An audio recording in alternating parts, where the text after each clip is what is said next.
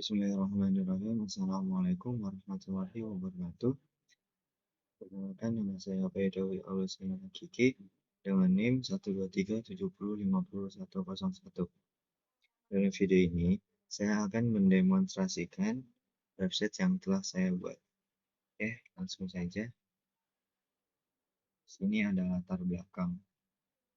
Saya di project ini membuat website toko mama online. Toko mama online adalah sebuah website yang menjual brand pakaian lokal yang original tidak KW. Pakaian adalah sebuah kebutuhan primer manusia selain makanan dan minuman. Jadi, saya membuat website ini untuk memudahkan masyarakat dalam membeli pakaian agar tidak keluar rumah. Selanjutnya, yaitu deskripsi teknologi informasi. Website ini bertujuan untuk memudahkan masyarakat untuk membeli pakaian agar tidak keluar rumah. Maka dengan website ini, orang bisa membeli pakaian kapan saja tanpa harus datang langsung ke toko offline. Selanjutnya ada branding, yaitu ada mereknya itu toko mama online. Tagline-nya, kamu mau membeli pakaian, pesan di sini aja. Campaign-nya, silakan untuk melakukan pembelian pakaian. Target usernya usia 10 tahun ke atas. Orang yang ingin membeli produk pakaian tanpa harus datang ke toko offline. User experience theme-nya sederhana, mudah, dan inspirasi desainnya seperti ini. Lalu ada user story. Sebagai pelanggan, saya ingin bisa mendaftar sehingga bisa membeli produk yang ingin dipesan. Sebagai pelanggan, saya ingin bisa login sehingga bisa masuk ke halaman utama dan membeli produk. Sebagai pelanggan, saya ingin bisa mencari produk sehingga bisa mengetahui produk apa aja yang dijual. Sebagai pelanggan, saya ingin bisa memesan produk sehingga bisa membeli produk tersebut. Sebagai pelanggan, saya ingin bisa membeli produk sehingga bisa dipakai saat dibeli. Sebagai pelanggan, saya ingin bisa mengetahui size and chart sehingga bisa memilih ukuran produk yang pas. Sebagai pelanggan, saya ingin bisa mengetahui tips and tricks sehingga bisa memiliki produk agar tidak salah membelinya. Sebagai pelanggan, saya ingin bisa melihat detail produk, sehingga bisa melihat produk yang sudah dikesan. Selanjutnya itu ada struktur data. Struktur data itu ada pelanggan, yang isinya ada ID pelanggan, nama depan, nama belakang, email, paspor, dan telepon. Selanjutnya membeli. Membeli itu membeli produk, ID yang di dalamnya ada ID produk, nama produk, deskripsi, harga, foto, kategori, dan stok. Lalu kita masuk, ada pesanan, dan di dalamnya ada ID pesanan, ID pelanggan, tanggal pesanan, total harga, status pesanan. Dan itu ada melihat detail pesanan, ID detail pesanan, ID pesanan, ID produk, jumlah, subtotal. Selanjutnya ada arsitektur sistem. Di sini saya menggunakan database MySQL, aplikasi web backend-nya JavaScript, web server-nya juga JavaScript. Selanjutnya yaitu teknologi, library, dan framework. Yang pertama saya menggunakan MySQL.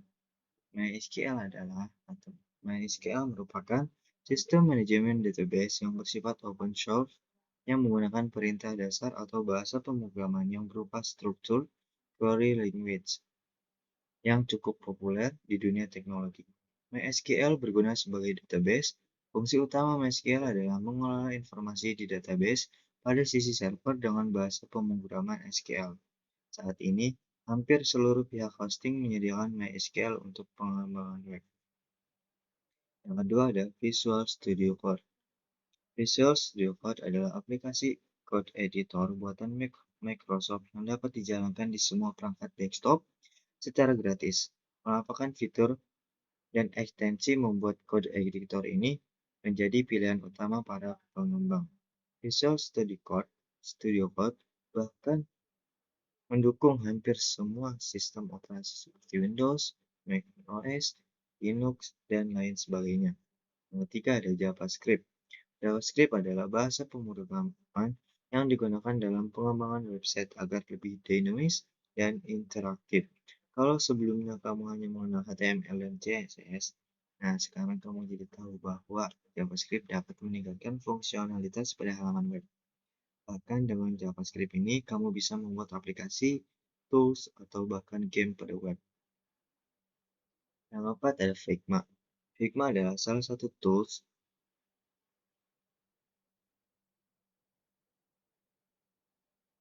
berbasis website yang digunakan untuk mendesain kapan aja dan dimanapun melalui internet. Pada umumnya, Figma digunakan untuk mendesain interface dari sebuah aplikasi yang ingin dibuat. Dalam pengerjaan sebuah aplikasi baru, Figma dapat dimanfaatkan untuk membangun aplikasi tersebut bersama tim. Basis operating system yang dapat menjalankan Figma adalah Windows dan macOS untuk desktop. Yang kelima ada Windows. Sistem operasi Windows adalah sebuah program komputer yang mengatur semua sumber daya komputer dan menyediakan layanan kepada aplikasi yang berjalan di atasnya. Sistem operasi ini dikembangkan oleh perusahaan Microsoft dan dirilis pada tahun 1985 dengan nama Windows 1.0. Sejak saat itu, sistem operasi Windows terus berkembang dan menjadi salah satu sistem operasi paling populer di dunia.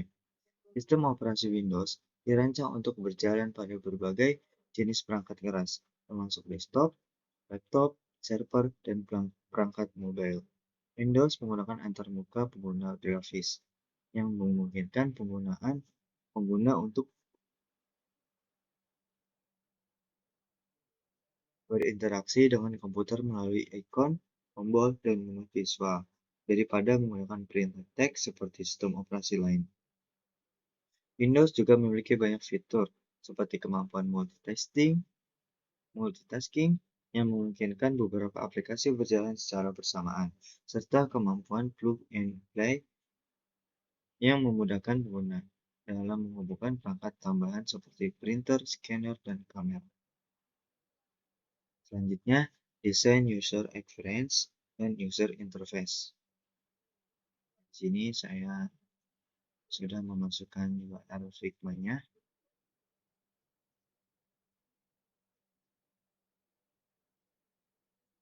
Di sini saya sudah mendesain di Figma.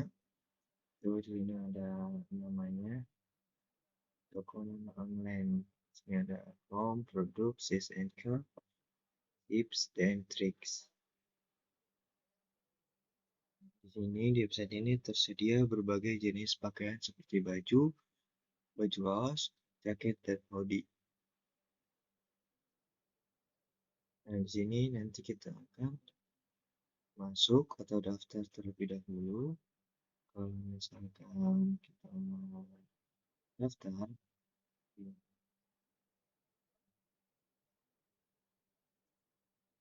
kita masuk, nanti kita acungkan, kita klik isi dengan nomor telepon atau nama, silakan sandi lalu klik masuk. Kalau kita mendaftar terlebih dahulu, kita akan isi dengan nama, telepon, dan buat sandi. Klik daftar. Lalu ini ada produk, bagian produk ini ada baju kaos, jaket, dan hoodie.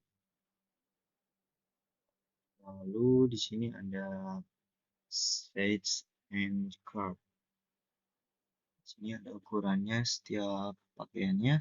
Kayak misalkan ukuran kaos, ukuran jaket, dan di sini juga ada ukuran hoodie. Dan di sini juga ada tips and tricks.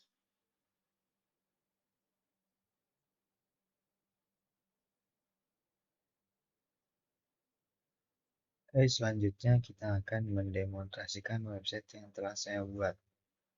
Oke, di sini ada menu home.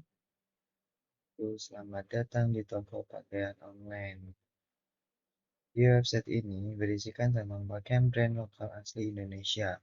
Terdapat beberapa menu pilihan yaitu produk yang berisikan galeri pakaian, site card untuk melihat ukuran pakaian, dan tips and tricks untuk informasi seputar pakaian.